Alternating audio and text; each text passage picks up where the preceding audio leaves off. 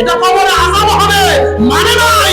বনস্পতিতে কি হয়েছে এখন এতটাই অভিশাপ আল্লাহর পক্ষ থেকে তার উপর লেগেছে, উলামায়ে কেরামকে ডিভাইডেড করার কারণে ওই বাবার মূর্তির মধ্যে সে এখন পেশাব করতেছে।